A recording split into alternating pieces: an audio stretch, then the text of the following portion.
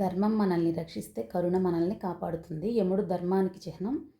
అలాగే యమున కరుణకు గుర్తు. వారిద్దరూ సోదరీమణులు. ఈరోజు మనం వారిద్దరి మమతానురాగాలకు గుర్తుగా భగినీహస్త భోజనం అనేటువంటి ఒక పండుగని జరుపుకుంటున్నాము. దాన్ని దక్షిణ భారతదేశంలో యమద్వితీయ, పుష్పద్వితీయగా కూడా పిలుస్తారు. ఉత్తర భారతదేశంలో బాయి దూజ్ అని, అస్సాంలో బాయి టిక్కా అని, పంజాబ్లో టిక్కా అని పిలుస్తారు.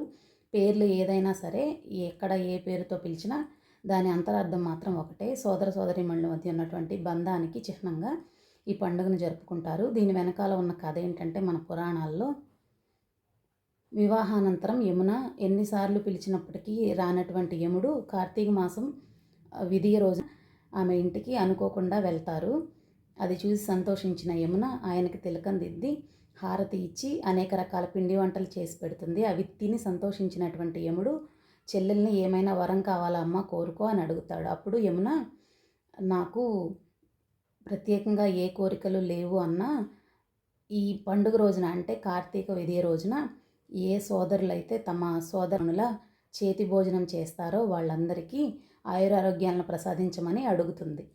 తన నిస్వార్థ కోరికను విన్నటువంటి యముడు ఆ వరాన్ని ప్రసాదించడంతో పాటుగా ఆ సోదరులు కూడా జీవితాంతం దీర్ఘసుమంగలిగా ఉంటారు అని దీవించాడు. అలాగే తన సోదరి యొక్క అనుగ్రహానికి పాత్రులైన వారు కూడా అకాల మృత్యువు నుంచి బయటపడతారని దీవించారు. ఈ పండుగ వెనుక ఉన్న అంతరార్థం ఇదన్నమాట. ముఖ్యంగా దీని ఉద్దేశం ఏంటంటే, అన్నా చెల్లెళ్ళ మధ్య అనుబంధానికి ప్రతీకగా జరుపుకునే పండుగ. రాఖీ పండుగలో సోదరులకు రాఖీ కట్టి సోదరులు, అక్కలు లేదా చెల్లెళ్ళు దీవిస్తారు. ఈ పండగలో సోదరి చేతి భోజనం చేసిన సోదరుడు ఆమెను దీవిస్తాడు. ఈ రెండిటికి ఉన్న డిఫరెన్సియేషన్ ఇదన్నమాట.